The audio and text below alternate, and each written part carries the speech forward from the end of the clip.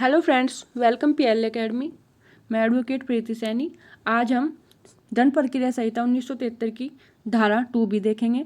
धारा 2B में हमारा आरोप दिया गया है। आरोप होता क्या है? जब आरोप में एक से अधिक शीर्ष हो तब आरोप का कोई भी शीर्ष है। आरोप में हमारे एक से अधिक शीर्ष होने चाहिए, तब आरोप का कोई भी शीर्ष है। इसका उद्देश्य क्या है? अभियुक्त को मामले का वैध करार दिया जाए जिससे निष्पक्ष विचारण हो। क्या दिया गया है? मामले का वैध करार दिया जाए जिससे हमारा निष्पक्ष विचारण हो। यहाँ पर हमारा एक केस दिया गया है, वीसी शुक्ला बनाम सीबीआई। ये हमारा 1980 का केस है। इसमें दिया गया है कि आरोप दोषारोपण का संक्षिप्त निरूपण है। यह अपराध की अभियुक्त को जानकारी देना है। ठीक है। नेक्स्ट आता है हमारा आरोप की अंतर्वस्तु।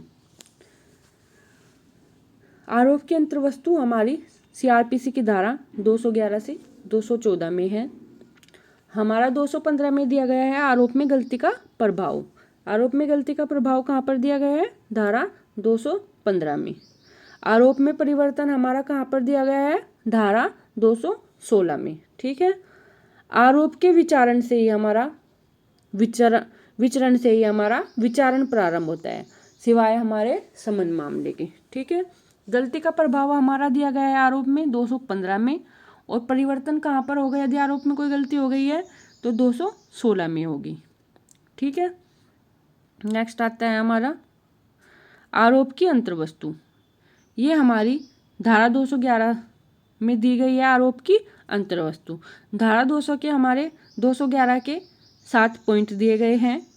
फर्स्ट पॉइंट है हमारा, उस अपराध का वर्णन कीजिए जिसका आरोप है। ठीक है। अपराध का वर्णन करना होगा जिसका उस पर अभियुक्त पर आरोप है। ठीक है। सेकंड पॉइंट दिया गया है हमारा, यदि अपराध का सृजन करने वाली विधि ऐसे अपराध का कोई नाम स्पष्ट करती है तब उसके नाम भी दिखाया जाएगा। अपराध का कोई नाम है तो वो भी हमें स्पष्ट करना पड़ेगा, दिखाना पड़ेगा कि ये अपराध का नाम है। थर्ड पॉइंट है हमारा, यदि विधि के द्वारा ऐसे अपराध का कोई नाम नहीं दिया गया है तो कम से कम अपराध की इतनी परिभाषा दे जिससे हमारी सूचना प्राप्त हो जाए। क्या दिया गया है थर्ड पॉइंट में? यदि अपराध का कोई नाम नहीं दिया गया है तो वहाँ पर इतनी परिभाषा दे, इतना विस्तृत बताए अपराध के बारे में कि उससे पता चल जाए कि कौन सा अपराध किया गया है। फोर्थ पॉइंट है हमारा, जो धारा या विधि अपराध बनाती है उसका भी वर्णन किया जाएगा। कौन सी धारा में अपराध बना है उसका हमें वर्णन करना पड़ेगा। फिर आते हैं हमारे फिफ्थ पॉइंट, सभी शर्तें पूरी होनी चाहिए जिससे अपराध बनता है, ये भी हमें स्पष्ट करना पड़ेगा। फिर आता है हमारा सिक्स्थ पॉइंट, इसमें दिया गया है आरोप हमारे न्यायालय की भाषा में बनाए। कौन सी भाषा में बनेगा? न्यायालय की भाषा में बनेगा। सेवेंथ पॉइंट आता है हमारा, पूर्व दोष सिद्धि जो दंड को बढ़ाया घटा सकती है उसका भी वर्णन करना पड़ेगा। ठीक है। धारा 211 के हमारे 7 पॉइंट कौन कौन से हैं एक बार रिवाइज कर लेते हैं। अपराध का वर्णन जिसका अभियुक्त पर आरोप है। ठीक है। सेकंड पॉइंट दिया गया है हमारा, यदि अपराध का कोई नाम है तो उस अपराध का नाम दिखाए। ठीक है। थर्ड पॉइंट है, यदि अपराध का कोई नाम नहीं है तो उसके बारे में इतना बताए जिससे पता चल जाए कि कौन सा अपराध है। ठीक है। फोर्थ पॉइंट है हमारा, जिस धारा में अपराध बनता है उसका भी वर्णन करना पड़ेगा। फिफ्थ पॉइंट है हमारा, सभी शर्तें पूर्ण होनी चाहिए जिसमें अपराध बना है। ठीक है। सिक्स्थ पॉइंट है हमारा, न्यायालय की भाषा में आरोप हमारा न्यायालय की भाषा में बनाए। ठीक है। सेवेंथ पॉइंट है हमारा, पूर्व दोष सिद्धि जो दंड को घटाया बढ़ा देती है उसका भी वर्णन करना पड़ेगा। ठीक है। फिर आती है हमारी धारा 212। 212 में हमारा दिया गया है समय, स्थान और व्यक्ति के बारे में विशिष्टियाँ। क्या दिया गया है? समय, स्थान और व्यक्ति के बारे में विशिष्टियाँ। अपराध के समय एवं स्थान का वर्णन किया जाना चाहिए। अपराध के समय एवं स्थान का हमें वर्णन किया जाना चाहिए। उस व्यक्ति और वस्तु का वर्णन किया जाना चाहिए जिसके विरुद्ध ऐसा कोई अपराध किया गया है। ठीक है। अपराध के समय, स्थान और उस विशिष्ट व्यक्ति का जिसके द्वारा जिसके विरुद्ध अपराध किया गया है। उसका वर्णन कहाँ होगा? धारा 212 में। ठीक है, अब आती है धारा 213। धारा 213 क्या कहती है? कब अपराध किए जाने की रीति कथित की जानी चाहिए? कब अपराध किए जाने की रीति कथित की जानी चाहिए? यहाँ पर दिया गया है, यदि अपराध की रीति, यदि मामला ऐसा है कि धारा 211 एवं 212 की विशिष्ट भी सूचना नहीं देती, तो अभियुक्त को अपराध किस रीति से किया गया था उसका वर्णन किया जाना चाहिए। अपराध किस रीति से किया गया है उसका वर्णन किया जाना चाहिए। जैसे हमारा अपराध हो गया छल, यहाँ पर दिया गया है, इसे हम एग्जाम्पल से समझते हैं। यदि कै पर ख के साथ कथित समय तथा स्थान पर छल करने का अभियोग है, तो आरोप में वह रीति जिसमें कै ने ख के साथ छल किया है उसका वर्णन भी करना पड़ेगा। क्या दिया गया है? कै ने ख के साथ छल किया है, उस समय स्थान का छल करने का अभियोग है, तो आरोप में उस रीति जिससे कै ने ख के साथ छल किया है उसका वर्णन भी करना पड़ेगा। ये दिया गया है हमारा धारा 213 में। ठीक है, अब आती है हमारी धारा 214। 214 में क्या दिया गया है हमारा? 214 में दिया गया है, आरोप के शब्दों का वह अर्थ लिया जाएगा जो उसका उस विधि से जिसके अधीन वह अपराध दंडनीय है। आरोप में वर्णित शब्दों का अर्थ वही लिया जाएगा जो संबंधित विधि, जो अपराध से संबंधित विधि स्पष्ट करती है, वही अर्थ लिया जाएगा जो हमारी विधि से संबंधित है उस अपराध का। ठीक है, अब आता है हमारा आरोप विचरण में त्रुटि, गलती का प्रभाव एवं उसमें परिवर्तन। धारा 215, 16 एवं धारा 217 में दिया गया है। ठीक है, नेक्स्ट धारा आती है हमारी धारा 215।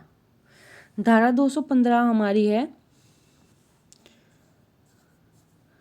आरोप के विचरण में लोप, आरोप के विचरण में लोप या त्रुटि, गलती का प्रभाव। क्या है? आरोप में गलती, त्रुटि, प्रभाव मामले के किसी प्रक्रम में तभी तात्विक माना जाएगा जब उस त्रुटि से न्यायालय निष्फल हुआ हो। कब मानी जाएगी गलती और त्रुटि? जब न्यायालय हमारा निष्फल हो गया हो। ठीक है, अब आता है हमारा अभिकथन वास्तव में भुलावे में पड़ गया था कि इस कारण न्याय निष्फल हुआ है। इस तरह वह भुलावे में पड़ गया कि उसके कारण हमारा न्यायालय निष्फल हो गया है। ठीक है, यहाँ पर हमारा एक एग्जाम्पल दिया गया है, ए हत्या का आरोप ए ने बचाव हेतु साक्ष्य प्रस्तुत किए। मृतक का नाम खुदा बख्श, गलती हुई नाम हैदर बख्श रखा गया। केवल एक हत्या की, यहाँ पर हमारी केवल एक हत्या हुई है। इस उदाहरण में हमारी गलती का कोई तात्विक प्रभाव नहीं है, ए का कोई भुलावा नहीं हुआ था, इससे न्यायालय हमारा निष्फल नहीं हुआ है। तो यहाँ पर ए ने साक्ष्य भी प्रदान किया है। यहाँ पर हमारी कोई तात्विक गलती नहीं हुई है, तो यहाँ पर हमारा कोई न्यायालय निष्फल नहीं हुआ है। यहाँ पर एक एग्जाम्पल और आता है हमारा, ए हत्या का आरोप है। आरोप की दिनांक हमारी खुदा बख्श की हत्या की और दूसरी दिनांक को हमारी हैदर बख्श की हत्या की। ए ने तो हैदर बख्श और खुदा बख्श दोनों की हत्या कर दी है। इस आरोप में हमारा गलती का तात्विक प्रभाव पड़ा है, यहाँ पर न्यायालय हमारा निष्फल हुआ है। अतः यहाँ पर हमारी गलती का प्रभाव दिखाया गया है, यहाँ पर हमारा न्यायालय निष्फल हो गया है। हैदर बख्श की जगह खुदा बख्श का नाम रखा गया। ए ने साक्ष्य खुदा बख्श की हत्या को बचाव में दिया और विचारण हमारा हैदर बख्श की हत्या का था। तो ए को भूल साक्ष्य भी प्रस्तुत नहीं है, न्यायालय यहाँ पर निष्फल है। ठीक है, न्यायालय क्या हो गया यहाँ पर? निष्फल है। खुदा बख्श की जगह हैदर बख्श का नाम रखा गया है, यहाँ भी साक्ष्य में प्रस्तुत परिवर्तन हमारा न्यायालय यहाँ पर निष्फल हो गया। ठीक है, अब आता है हमारा धारा 216। 216 में हमारा 216 में दिया गया है हमारा आरोप में परिवर्तन या परिवर्धन। क्या दिया गया है? आरोप में परिवर्तन या परिवर्धन। कोई भी न्यायालय किसी भी मामले में निर्णय सुनाए जाने से पूर्व किसी भी समय में आरोप में परिवर्तन या परिवर्धन कर सकता है। कब कब कर सकता है परिवर्तन या परिवर्धन? निर्णय सुनाए जाने से पूर्व। अब आते हैं 216 की सब क्लोज 2। यदि आरोप में परिवर्तन या परिवर्धन किया गया है तो ऐसे परिवर्तन या परिवर्धन को अभियुक्त को पढ़कर सुनाया जाएगा। यदि कोई परिवर्तन या परिवर्धन किया गया है सब क्लोज 2 में तो उसे अभियुक्त को पढ़कर सुनाया जाएगा। फिर आता है हमारा 216 का सब क्लोज 3। यदि परिवर्तन या परिवर्धन से अभियुक्त की प्रतिरक्षा पर कोई प्रभाव नहीं पड़ा है तब विचारण का संचालन चलता रहेगा। क्या दिया गया है? यदि उसकी अभियुक्त की प्रतिरक्षा पर कोई प्रभाव नहीं दिया गया है तो विचारण हमारा चलता रहेगा। अब आता है सब क्लोज 216 का सब क्लोज 4। अभियुक्त पर यदि प्रतिकूल प्रभाव पड़ता है वहाँ न्याय विचारण होगा। यदि उस पर हमारा प्रभाव पड़ा है तो यहाँ पर हमारा न्याय विचारण होगा। अब आते हैं धारा 216 का सब क्लोज 5। यदि आरोप में परिवर्तन या परिवर्धन ऐसा है कि पूर्व में मंजूरी की आवश्यकता, वहाँ मंजूरी ली जाएगी।